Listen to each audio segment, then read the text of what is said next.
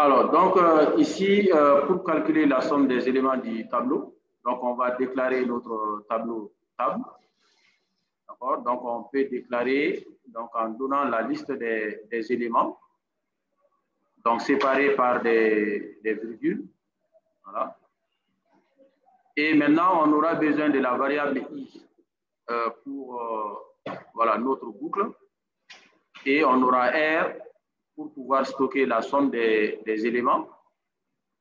Et maintenant, on a les choix. On peut faire avec la boucle pour.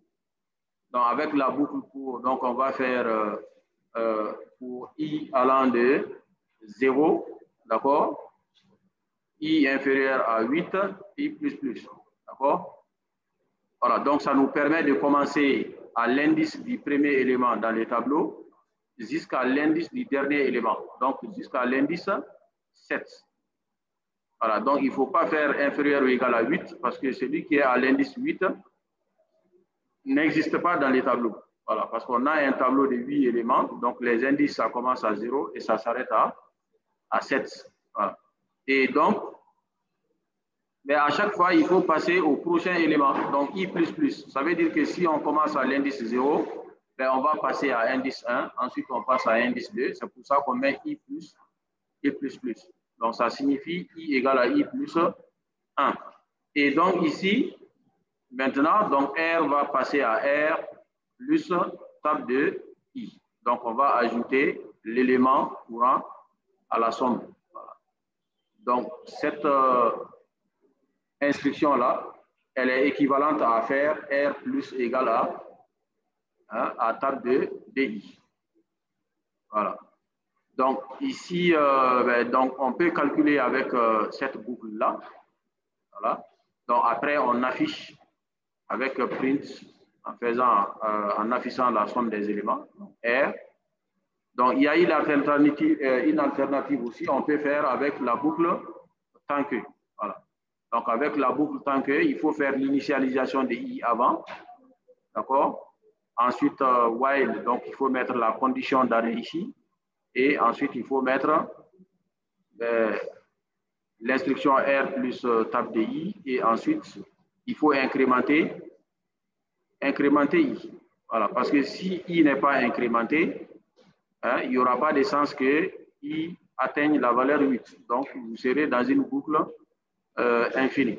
Voilà, donc il faut incrémenter I ici pour avoir le sens de voilà, déterminer. Donc, on va exécuter avec voilà, la boucle tant que. Donc, on enregistre, on va compiler, on exécute. Voilà, donc on a voilà, la réponse 171. Voilà. Donc maintenant, regardons l'exercice suivant. Alors, donc ici, on demande d'écrire un algorithme. Voilà, donc d'écrire un algorithme donc, permettant à un utilisateur de saisir un nombre quelconque de valeurs entières. Voilà, mais la saisie doit s'arrêter dès que leur somme est supérieure à 600. Donc, c'est-à-dire que l'utilisateur doit taper plusieurs fois des valeurs. Et si la somme de ces valeurs-là est supérieure à 600, on doit arrêter de lui demander de donner des valeurs. D'accord? Donc, ici, la boucle qui convient mieux, c'est de faire avec la boucle faire tant que. Donc, la boucle do while. D'accord? Donc, on va déclarer la somme des éléments S. Ensuite, à chaque fois, l'utilisateur va donner une variable, une valeur. Donc, on va mettre ça dans X. Et donc, maintenant, on va faire notre boucle. Donc, ça fait do.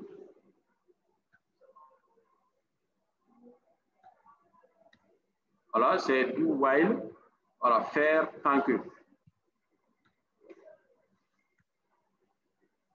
Voilà, donc il y a point virgule. Hein, donc, ça, c'est la syntaxe du do while. D'accord? Donc, on demande à l'utilisateur de faire des instructions. Voilà. Et après, on vérifie la condition. Ça veut dire que dans do while, à chaque fois, il y a au moins une exécution de la boucle. Il y a au moins une exécution. Parce que la première fois où on fait les instructions, ça ne dépend pas de la condition. Voilà. Donc, on fait les instructions, après, on fait la vérification. Voilà. Donc, ce qui fait que, contrairement à la boucle tant que, ça va s'exécuter toujours une fois. Parce qu'avec la boucle tant que, ben, si la condition n'est pas vraie, on ne va pas exécuter la boucle, même une fois. Donc, ça veut dire qu'avec la boucle tant que, il y a des possibilités pour que la boucle ne s'exécute même pas une fois. Voilà. Donc, 0 fois.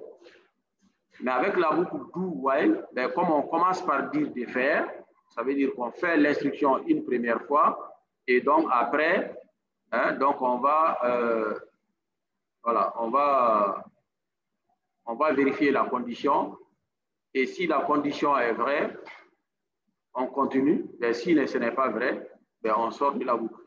D'accord? Donc, on va demander à l'utilisateur de nous donner un nombre entier. Donc, print f. Voilà, donc donner un nombre entier.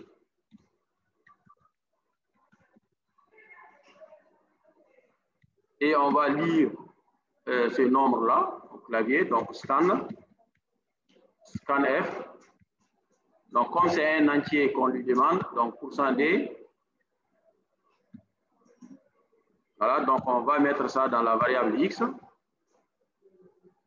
Et donc, qu'est-ce qu'on fait? On ajoute ces nombres-là maintenant à la somme, voilà, à la somme S.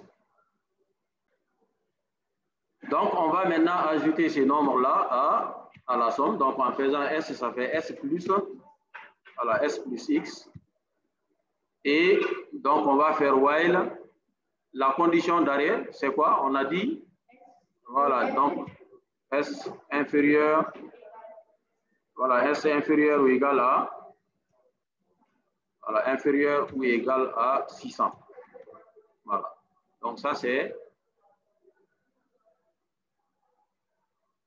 la boucle. Donc, ça, c'est le programme donc, en faisant avec do while. Donc, c'est la manière la plus simple donc de faire. Donc, après, on peut afficher hein, donc, la somme des éléments. Donc, print somme égale. Voilà, et bon, on va afficher S. Bon, on a oublié d'initialiser S avant. Donc, il faut qu'on initialise S ici. S égale à 0. D'accord? Ça va? Voilà, donc on va enregistrer, on va compiler, OK, et on va exécuter. Donc, on nous demande de donner un nombre entier, donc on va donner, hein? Voilà, on peut donner 23, d'accord? Ensuite, on me demande, puisque la somme n'a pas atteint 600, ben, je peux donner 100. Ça n'a pas encore atteint 600, je peux donner 62. Ensuite, je peux donner 89. Je peux donner 200. Je peux donner 300. Voilà. Maintenant, la somme totale, c'est 774. Donc, on a dépassé voilà, les 600. Donc, on sort maintenant de la boucle. D'accord? Donc, il y a d'autres scénarios. Hein. Donc, on peut encore exécuter. Ben, quelqu'un qui donne 1 à chaque fois, ben, il va donner plusieurs fois. Vous voyez? Voilà. Donc, ouais, bon, par erreur, mais ce n'est pas grave. Voilà. Voilà. Donc, on sort de la boucle. Donc, quelqu'un qui donne des nombres négatifs. Vous voyez? Donc, imaginez un utilisateur qui vous donne -1, -1. Voilà, vous n'allez jamais sortir de la boucle hein, parce qu'il n'y aura pas de sens d'atteindre les 600. Voilà. Donc, on peut continuer comme ça indéfiniment. Donc, la boucle peut être une boucle infinie. D'accord? Voilà, maintenant, comment on peut faire pour que notre boucle ne soit pas infinie? Ça veut dire qu'il faut qu'on empêche l'utilisateur de donner des nombres négatifs. Parce que tant qu'il y a la possibilité de donner des nombres négatifs ou nuls, ben on peut rester dans une boucle infinie. Quand quelqu'un peut donner des zéros ou des nombres négatifs, ben le S là peut, voilà, peut soit être resté la même valeur, ben soit décroître. Voilà. Donc, comment on peut faire ça?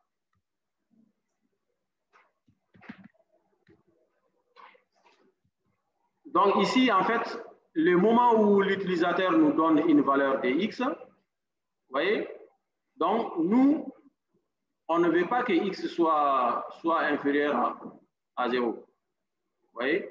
Donc, si x est inférieur à 0, ben, il va falloir qu'il nous donne une valeur positive. D'accord? Voilà. Donc, essayez de faire ça. Ici, là, on n'a pas fait de contraintes sur la valeur de x. On n'a pas fait de contraintes x positives ou négatives. Maintenant, faites une version où il faut que x soit nécessairement strictement supérieur à 0. Donc, comme ça, l'utilisateur sera obligé de donner au moins 1. Voilà. Donc, ça veut dire qu'on a une borne supérieure, c'est-à-dire qu'il y aura au maximum 600 une fois. Voilà. D'accord?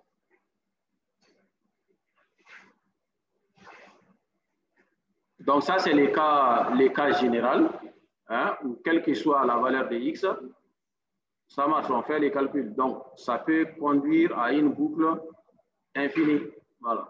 Si x n'est pas supérieur à 0, ben, si l'utilisateur donne tout le temps de x égale à 0 ou bien inférieur à 0, voilà. OK, donc essayez de faire cette version. Donc ici, si on veut que la saisie de x soit contrôlée, donc si on veut qu'en fait, l'utilisateur ne soit capable que de donner des valeurs positives pour x, donc dans ce cas, on va faire une boucle, voilà, do while à l'intérieur de l'autre boucle là.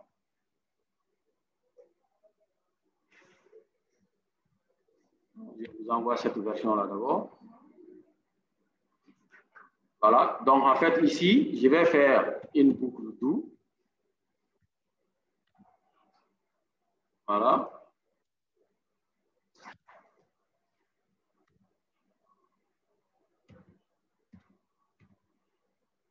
While. Donc, je veux que x soit strictement positif. Vous voyez? Donc, si x est strictement positif, c'est bon. Maintenant, si x est inférieur ou égal à 0, c'est pas bon. Donc, cette boucle-là se répète lorsque x est inférieur, voilà, ou égal à 0.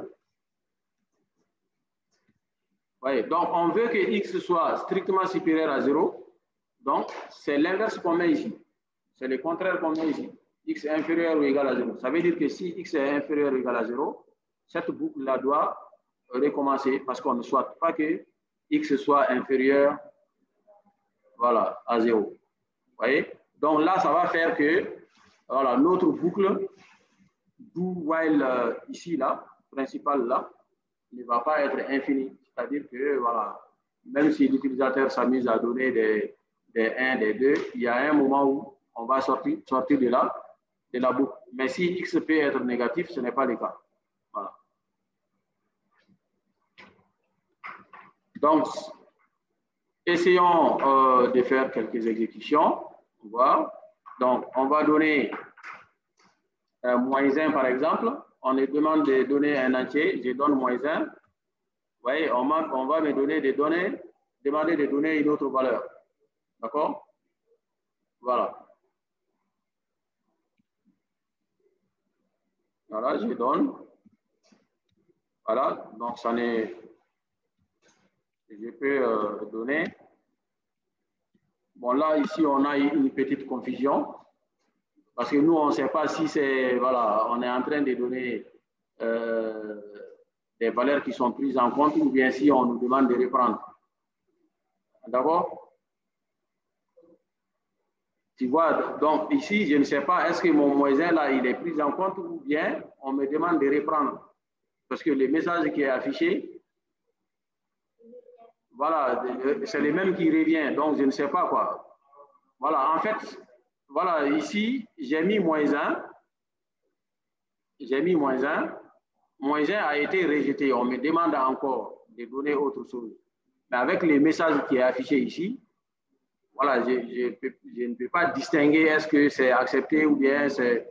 Voilà, parce qu'en fait, je peux donner plusieurs bonnes valeurs aussi. Si je donne 1, ben on va me demander de donner une autre valeur encore parce que je n'ai pas atteint les 600. Vous voyez? Donc ici, je ne sais pas, est-ce que je suis dans ces cas-là? Est-ce que c'est parce qu'on a réfugé de -1 là? Tu as compris maintenant? Voilà. Donc, je vais donner 630. Voilà, la boucle là s'arrête. D'accord? Mais tant que je donne des -1, voilà, on va toujours me demander de donner des valeurs positives de x. Voilà, toujours. Voilà. Donc, l'utilisateur ne peut pas donner des valeurs négatives. Voilà.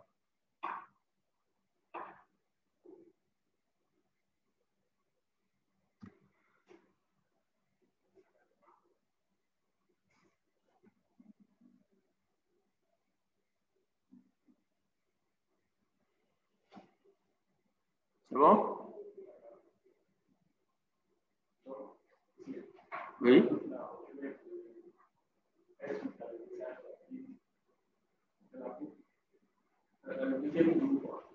Bon, et par exemple, ici, je peux, quand je quitte ici, je vais mettre printf.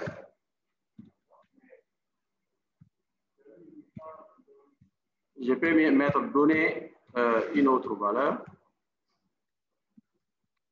Une autre valeur.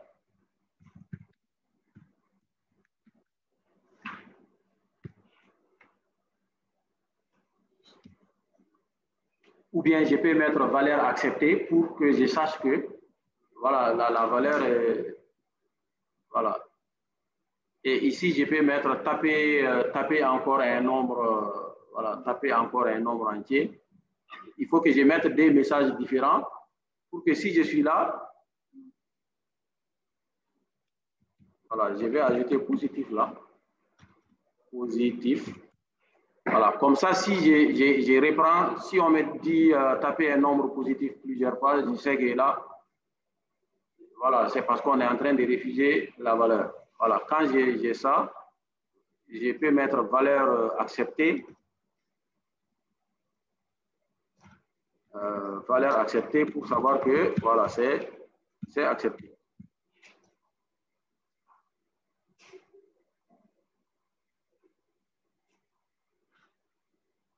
Donc, si je donne -1, voilà, on me dit non, donnez un nombre positif. Je donne -1, voilà, on va dire de donner un nombre positif toujours. Maintenant, si je donne 2, on va dire valeur acceptée. D'accord? Bon, l'affichage n'est pas bon ici, donc on va faire \n ici. D'accord? Ici aussi.